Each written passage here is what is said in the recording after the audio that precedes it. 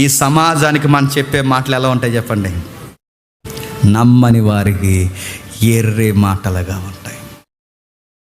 వాళ్ళకి ఎలా ఉంటాయి తెలుసా? వాళ్ళకి అంటే దేవుడు రావడం ఏంటి, ఈ సిలువ మీద చనిపోవడం ఏంటి, మూడో రోజు లేవడం ఏంటి, దాన్ని వీళ్ళందరూ నమ్మడం ఏంటి, దానికి ప్రతిగా వీళ్ళు రొట్టె ద్రాక్షరసం తీసుకోవడం ఏంటి, మళ్ళీ ఆదివారం వరకు వీళ్ళు మళ్ళీ ఆ సువార్త చెప్పడం ఏంటి, మళ్ళీ వీళ్ళు కూడుకోవడం ఏంటి, ఏట్రా ఇదంతా అనిపిస్తుంది వాళ్ళకి. ఎవరికి?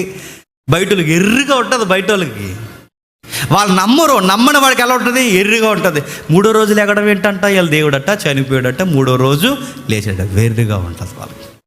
నమ్మని వానికి వెర్రి మాటలు, నమ్మిన మనకి దేవుని శక్తి, జ్ఞానం. గుర్తుపెట్టుకో, పునరుద్ధానం అనేది ప్రతి ఆదివారం ఏం చూపిస్తుంది అంటే దేవుని శక్తిని చూపిస్తుంది, దేవుని ప్రేమను చూపిస్తుంది. బయటోళ్ళకి సువార్త ఎటకారంగా ఉంటుంది.